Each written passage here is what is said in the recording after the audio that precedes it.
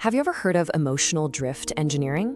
The most striking truth about it is that the most effective way to isolate someone isn't to forbid them from seeing their friends, but to make their friends feel exhausting to be around.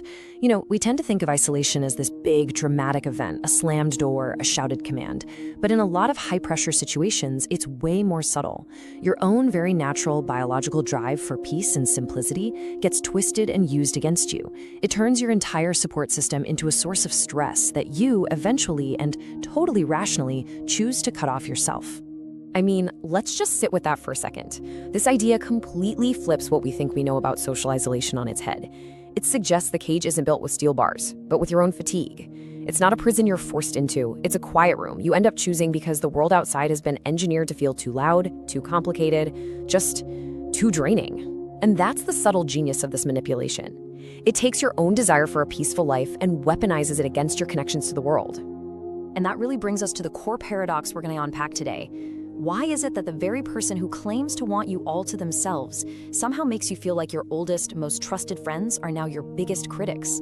This is the heart of what the source material calls relational reframing. That exact moment your desire to just avoid a fight at home gets turned into the tool that quietly dismantles your entire social world, piece by piece, until you look around and find you're on an island you never, ever intended to be on. So to get to the bottom of this, we're going to break it down into 6 key parts. We'll start with that core paradox, the exhausting friends. Then we'll get into the key concepts used to rewrite your social reality. We'll walk through the specific step-by-step playbook, understand the psychology of why it's just so effective, and finally, we'll talk about concrete steps for awareness and a really powerful takeaway I think you'll find useful, the big world principle. Okay, let's dive right into our first section, the exhausting friends paradox. This is where it all starts, that strange, creeping feeling of social exhaustion that just doesn't seem to add up. You used to feel so energized after grabbing coffee with your best friend, but now, just the thought of scheduling it feels tiring. This feeling, this manufactured fatigue, is the front door for the entire process. And the key word here is nudge. See, this whole thing is so effective because it isn't a shove. It's a series of tiny, subtle pushes designed to fly right under our natural radar. Your brain doesn't register a full-on attack on your friendships. It just registers what feels like a change in your own preferences. You start telling yourself stories to make it make sense, right? Like, oh, I guess I'm just more of a homebody now, or, we've just grown apart. The engineering is so subtle that you mistake it for your own personal growth. Okay, so to really see this engineering for what it is, we need some new vocabulary. This next section is going to introduce the key terms from the source material that will let us map out exactly how this process works. Think of these as the building blocks for how someone's reality can be systematically and often invisibly rewritten. So, here it is, the big one, emotional drift engineering. It's not about directly attacking your friends, it's about changing how you feel about them. It's the process of taking all the joy, the support, the laughter you get from your social circle and attaching a cost to it. Anxiety before you go out, guilt while you're there, or a big fight when you get home, until your brain basically does the math and decides the cost is just too hot. And the main tool they use to do this? It's called relational reframing. This is where the whole war is won. Through language. Your friend who gives you that blunt, honest advice, well, they're no longer loyal, they're suddenly critical. Your family that pushes you to be your best, they're not supportive, they're toxic. That colleague who challenges your ideas to make them stronger isn't a great collaborator. No, they're limiting your growth. It's a linguistic sleight of hand that recasts your greatest allies as enemies. And all of this engineering, all this reframing has one ultimate goal: source dependency. When every other source of feedback and perspective has been framed as unreliable or hostile or just plain exhausting, you're left with only one person to tell you who you are, what is true and what is safe. This person becomes your primary narrator, your only source of comfort, the only mirror you have left to see yourself in. This is a state of what psychologists call epistemic isolation. You're literally cut off from outside knowledge. And this slide just illustrates the transformation so perfectly. Over here on the left, you've got a healthy social life, what the source calls social abundance. You're a sovereign individual, you're grounded by multiple perspectives, different external mirrors that keep your reality in check. But then on the right, you see the result of this engineering, source dependency. You become what's called a managed subject, living in that state of epistemic isolation where only one narrator's voice ever gets through. Your world shrinks from this vibrant, complex community to a social island of just two. You know, this process has a real, tangible effect, a feeling the source calls social vertigo. It's that deeply unsettling sensation you get when you're with your old friends and you suddenly feel like an outsider in your own life. The inside jokes don't land right, the shared memories feel distant. It's more than awkwardness. It's a profound disorientation, kind of like returning to your childhood home to find all the furniture has been moved just 1 inch to the left. Everything looks familiar, but something feels fundamentally wrong because your social reality has been changed. So we've got the concepts. We understand the end goal is source dependency and that the feeling it creates is social vertigo. But how is it actually done? Well, that brings us to the isolation playbook, a repeatable, step-by-step pattern of behaviors that is just chillingly effective. The playbook, as it's described in the source material, breaks down into 3 very distinct stages. It starts subtly with something called concern-based sowing. Then it escalates by applying what's called the relational tax. And it finally solidifies with echo chamber consolidation. Let's unpack each one. Step 1, concern-based sowing. This almost always begins under the disguise of care and protection. The person doesn't say, "I hate your friend," they say, "I'm just worried about you. Did you notice how she talked down to you?" Or, "It just seems like he kind of takes advantage of your kindness." These observations are always framed as love, but what's also happening is they're testing your loyalty threshold. Will you defend your friend, or will you accept this new negative framing? Your reaction tells them what to do next. And that leads directly to step 2. The relational tax. I mean, just look at this chart. It perfectly captures the cost-benefit analysis your brain is being forced to make.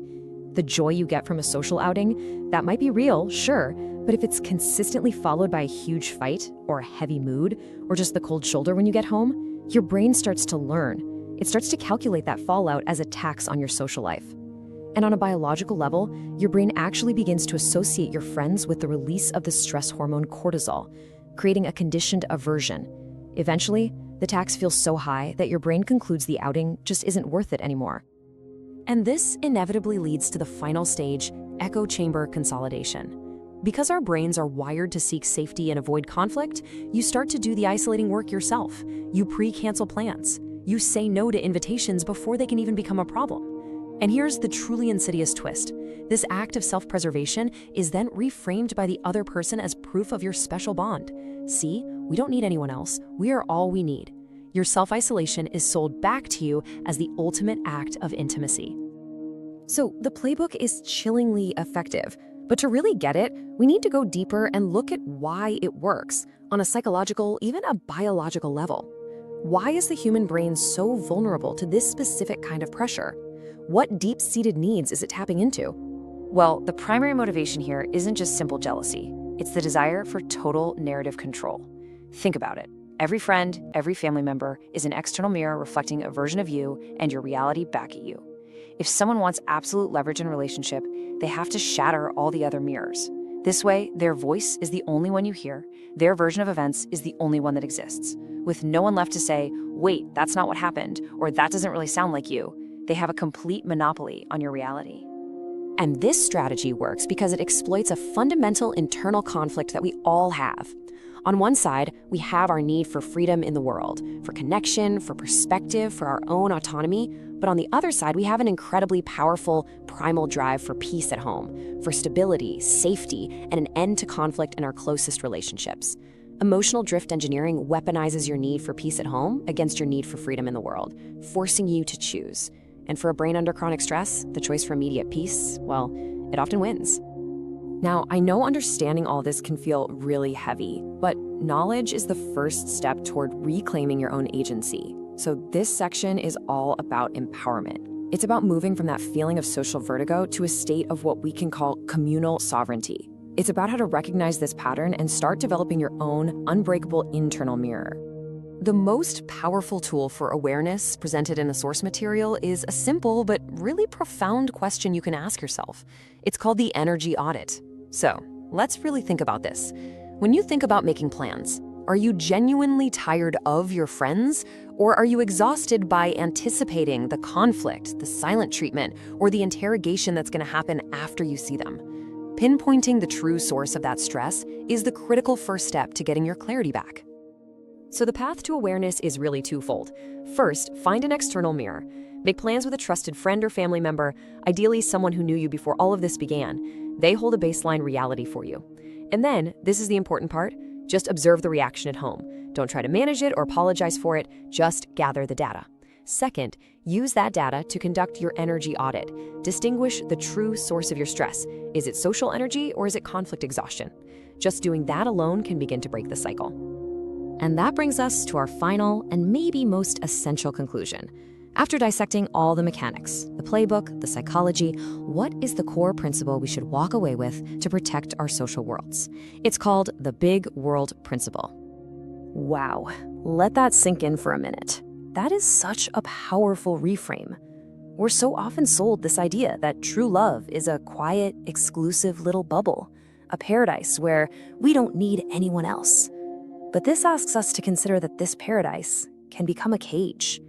A comfortable, quiet cage made of canceled plans and evenings spent at home, sure, but a cage nonetheless. A cage you willingly lock from the inside. And this is the ultimate takeaway, the clarifying principle. Healthy, genuine connection doesn't shrink your world, it expands it.